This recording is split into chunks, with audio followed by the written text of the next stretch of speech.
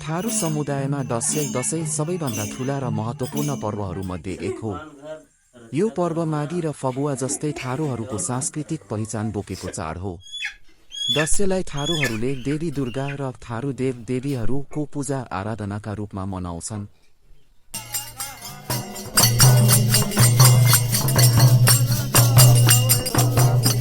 दसैँको अर्थ। थारूहरूको लागि दसैँ केवल धार्मिक पर्व होइन, यो परिवारको मिलन, नयाँ वर्षको तयारी, देवीप्रति आस्था र कृषि जीवनप्रति सम्मान पनि हो। दसैँको पूजा। दसैँको बेला थारू समुदायमा घर घरमा देवीको पूजा गरिन्छ। देवीलाई दोम वा घरको देवी भनिन्छ। घरमा माटाको मन्दिर थान बनाई बलि, फूल, अन्न, कुखुरा, बाख्रा, मदिरा र धानको मुसा चढाइन्छ। पूजाका बेला गाउँका पुराना मानिसहरू वा गुरुवा थारू पुजारीले मन्त्र उच्चारण गर्छन्। यस समयमा परिवार र गाउँबीच एकता र मेलमिलापको भावना प्रकट हुन्छ। थारू नाच। दसैँ नाच।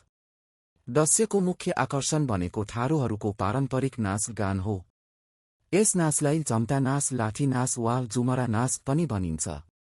पुरुष र महिलाहरू परम्परागत पहिरनमा ढोलक, मादल, झ्याली, करतालका साथमा नाच्छन्। गीतहरूमा देवीको स्तुति, वीरता र खुसी व्यक्त गरिन्छ। यो नाच प्राय गाउँका आँगनमा वा खुला ठाउँमा साँझ बेलुका गरिन्छ। थारू दसैँ नाच र पूजा। थारू समुदाय नेपालको तराई क्षेत्रको पुरानो र समृद्ध जातीय समुदाय हो। उनीहरूको संस्कृति, परम्परा र चाडपर्वहरू निकै मौलिक छन्। तीमध्ये दसैँ थारूहरूको लागि सबैभन्दा ठूलो धार्मिक र सांस्कृतिक पर्व हो।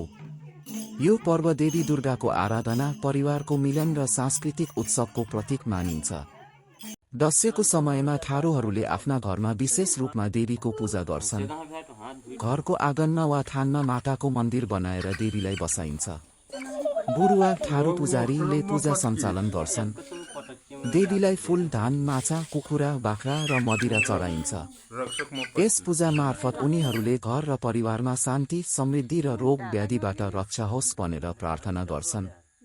पूजा सम्पन्न भएपछि गाउँभर मेलमिलाप र भोजको वातावरण बन्ने गर्छ।